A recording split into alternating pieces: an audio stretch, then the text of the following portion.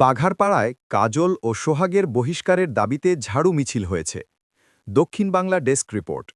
বিএনপির জাতীয় নির্বাহী কমিটির সদস্য ব্যারিস্টার রুহুল কুদ্দুস কাজল এবং যুবদল নেতা নূরে আলম সিদ্দিকী সোহাগের বহিষ্কার দাবিতে উত্তাল হয়ে উঠেছে যশোরের বাঘারপাড়া। দলীয় শৃঙ্খলা ভঙ্গ ও বিভ্রান্তি ছড়ানোর অভিযোগে এই দুই নেতার বিরুদ্ধে শাস্তিমূলক ব্যবস্থার দাবিতে ঝাড়ু মিছিল করেছে সচেতন বাঘারপাড়া নারী সমাজ। সোমবার ২৩ ফেব্রুয়ারি দুপুরে উপজেলার প্রধান সড়কগুলোতে এই বিক্ষোভ কর্মসূচি পালন করা হয়। মিছিলটি উপজেলার গুরুত্বপূর্ণ এলাকা প্রদক্ষিণ শেষে একটি সংক্ষিপ্ত সমাবেশের মাধ্যমে শেষ হয়। সমাবেশে বক্তারা অভিযোগ করে বলেন, যশোর ৪ অর্থাৎ বাঘারপাড়া অভয়নগর আসনকে কেন্দ্র করে একটি মহল দলীয় ঐক্য বিনষ্ট করার অপচেষ্টা চালাচ্ছে। ব্যারিস্টার রুহুল কুদ্দুস কাজল ও নূরে আলম সিদ্দিকী সোহাগের সাম্প্রতিক কিছু কর্মকাণ্ডে তৃণমূল নেতাকর্মীদের মধ্যে বিভ্রান্তি সৃষ্টি হয়েছে, যা দলের ভাবমূর্তি ক্ষুণ্ণ করছে।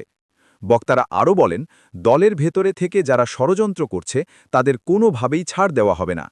আমরা কেন্দ্রীয় নেতৃত্বের কাছে জোরালো দাবি জানাচ্ছি, অবিলম্বে তাদের বিরুদ্ধে সাংগঠনিক ব্যবস্থা গ্রহণ করে দলকে কলঙ্কমুক্ত করা হোক।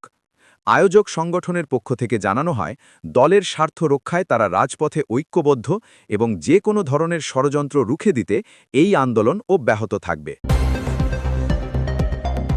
সত্যের সন্ধানে দক্ষিণ বাংলা।